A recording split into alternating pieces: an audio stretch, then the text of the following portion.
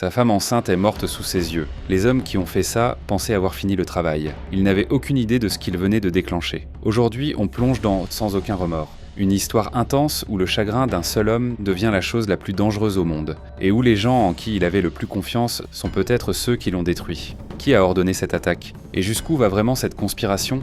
Reste jusqu'à la fin, parce que la vérité va bien plus loin que ce qu'on imagine. Avant tout, pense à t'abonner et nous laisser un commentaire, ça nous aide énormément, merci. C'est parti. On ouvre à Alep, en Syrie.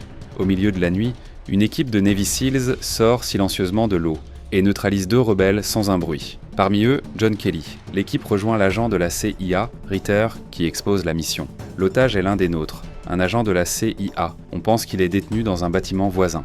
Simple en apparence. Entrer, récupérer l'homme, sortir. Mais quand John demande combien d'ennemis les attendent, Ritter balaie la question. Je n'ai pas cette information. Cette nuit-là, l'équipe avance en silence. Ils neutralisent un garde, défoncent la porte, avancent sous un feu nourri. Les cils sont précis.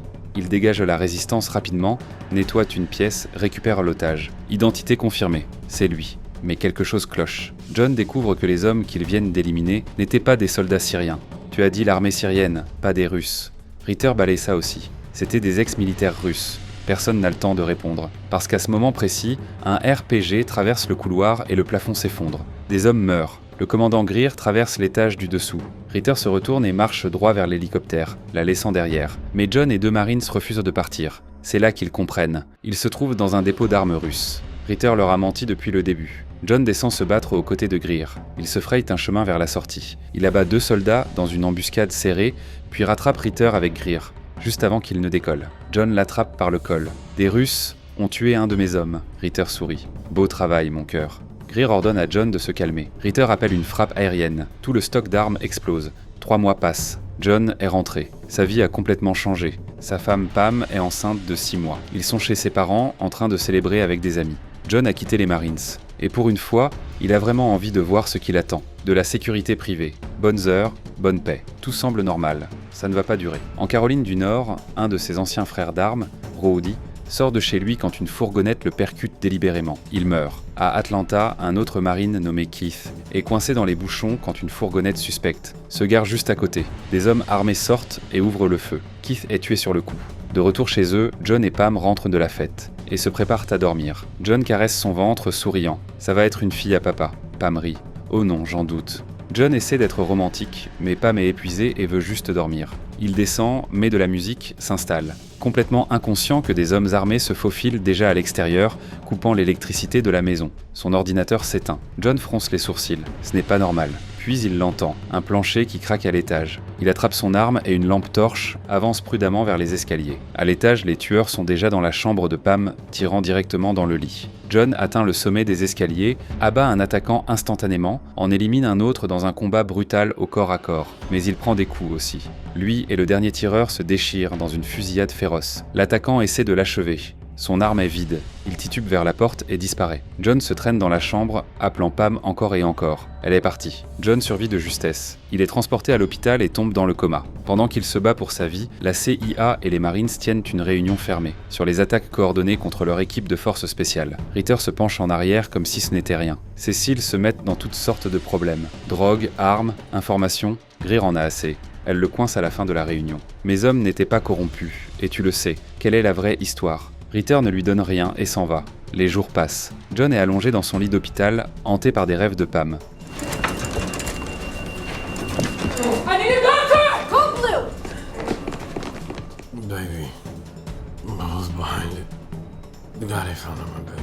De retour dans son bureau, Greer reçoit la visite du secrétaire à la Défense, Thomas Clay, calme et soigné, il va droit au but. Votre père parlait toujours très bien de votre jugement. C'est pourquoi j'aimerais vous parler de John Kelly. Clay veut savoir si on peut faire confiance à John, parce que Clay a un plan. John, pendant ce temps, force sa rééducation, remettant son corps en forme jour après jour. Clay convoque Greer à une réunion de haut niveau. Ritter, visiblement contrarié qu'elle soit présente ses conclusions. Il affiche une photo, le fils d'un haut responsable du FSB russe, tué pendant le raid sur le dépôt d'armes. Ritter pense que cette mort a déclenché les attaques de vengeance contre l'équipe de John. Donc vous me dites que les massacres de nos hommes et de leurs familles sont des attaques étrangères sur le sol américain? Des Russes? 3 attaquants confirmés sont sur la table. Greer les regarde et repère le problème immédiatement. Il devrait y avoir un 4e homme. Ritter la coupe sans hésiter, puis il lâche la vraie bombe. La CIA a officiellement classé l'affaire. Clay dit qu'il a les mains liées si la CIA n'avance pas. Greer retrouve John pour un verre. Elle lui dit que la CIA a abandonné l'affaire, puis elle lui glisse les photos des 3 attaquants confirmés. Des photos qu'elle a discrètement obtenues de Clay.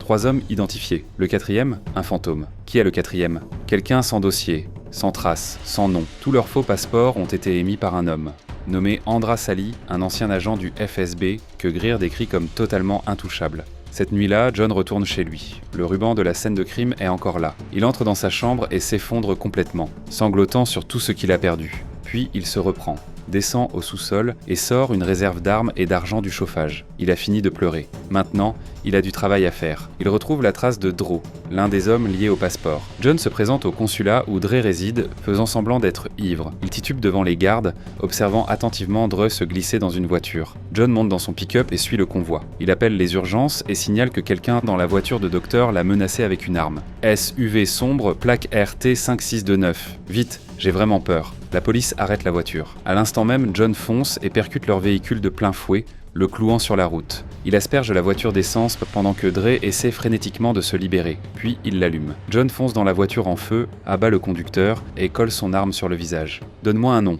Dre hésite. John lui tire dans la jambe. À travers la douleur, Dre admet quelque chose qui change tout. John était la cible depuis le début, pas une victime accidentelle. John lui tire dans la poitrine, perforant son poumon. Dre crache un nom, Victor Rekoff. Puis John l'achève et sort affronter le cercle de policiers qui encercle la scène. Il se rend. Les nouvelles sur les attaques contre les Marines américains se répandent rapidement et la CIA et l'administration s'activent immédiatement pour étouffer l'affaire. Ritter dit à Clay que Greer a dû divulguer les photos des attaquants à John. Il s'inquiète de ce que ça signale à Moscou. Clay ne signe même pas. John a secoué l'arbre. Maintenant, on attend de voir ce qui en tombe. John est enfermé en prison, face à une peine à vie. Mais il n'a pas fini, loin de là. On a servi un pays qui ne nous a pas rendu cet amour. Il dit à Greer qu'il a trouvé de nouvelles informations. Mais il ne les donnera que si Clay le fait sortir de prison d'abord. Pourquoi crois-tu que je me suis retrouvé dans une prison, pleine de la mafia russe? Réfléchis-y. Un jour, John entend quelqu'un parler russe, juste devant sa cellule. Un gardien entre et lui dit qu'il va être transféré. Si tu ne peux pas me dire où je vais, je ne bouge pas. Le gardien sort en colère. John arrache sa chemise, enroule une serviette autour de son poing et inonde son lavabo. Il sait exactement ce qui va se passer.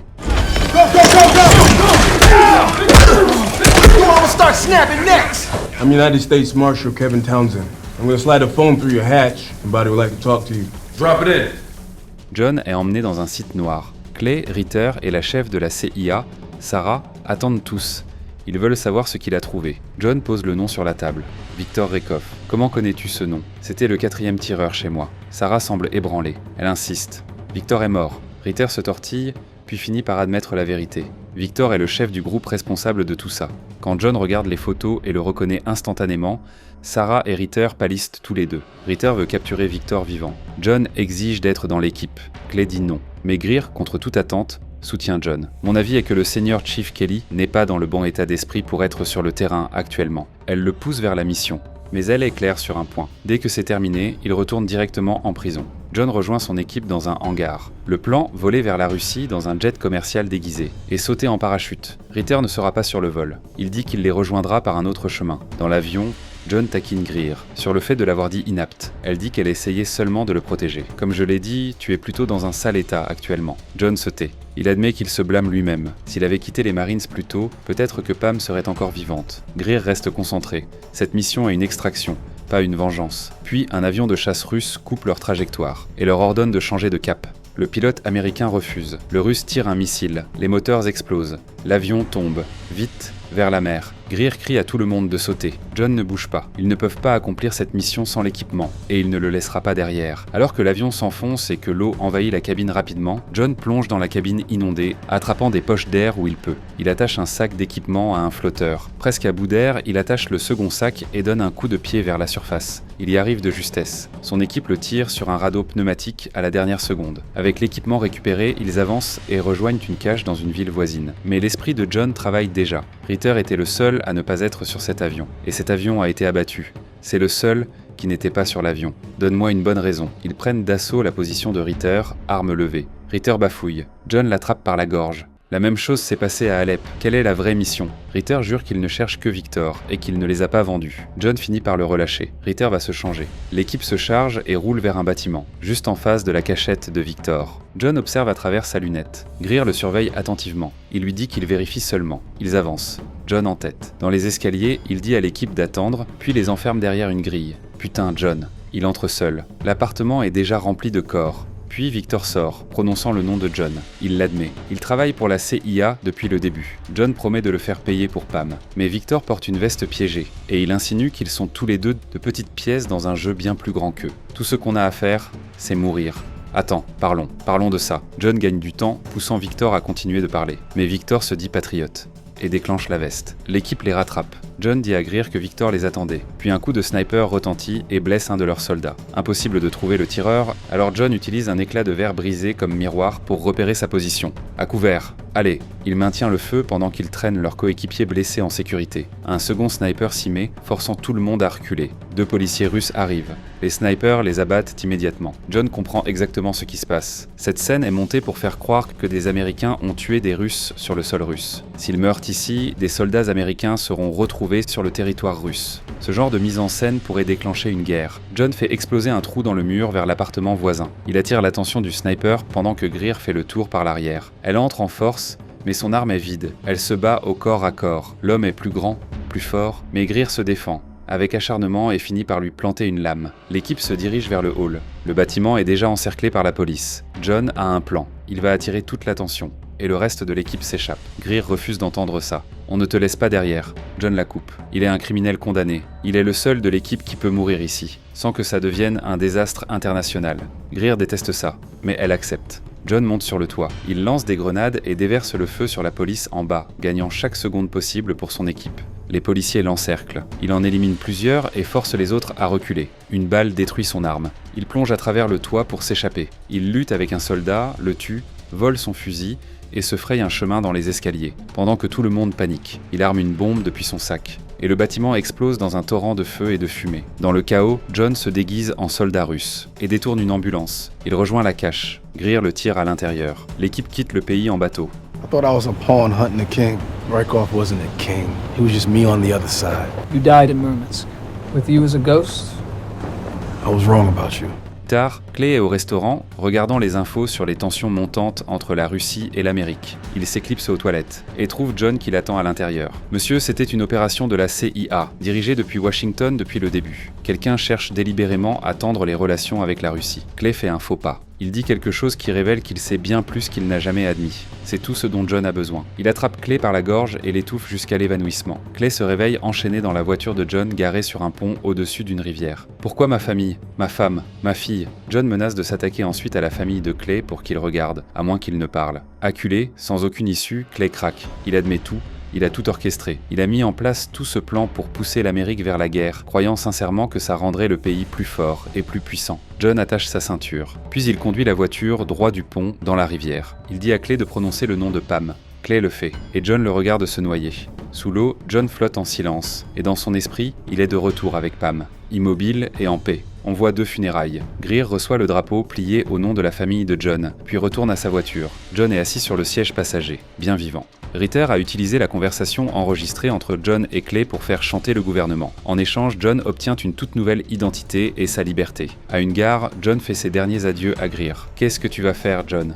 Il sourit presque. Ce qu'on fait de mieux, disparaître. Alors, John Kelly était-il juste un soldat en deuil qui a perdu le contrôle, ou le seul homme prêt à suivre la vérité jusqu'au sommet? La réponse se trouve dans ce film puissant appelé Sans aucun remords. Une histoire qui nous rappelle que la personne la plus dangereuse au monde n'est pas un soldat armé, c'est un homme qui n'a plus rien à perdre. Dis-moi en commentaire. Et toi, si quelqu'un t'enlevait tout, jusqu'où serais-tu prêt à aller? Je lis tous vos commentaires. À la prochaine vidéo.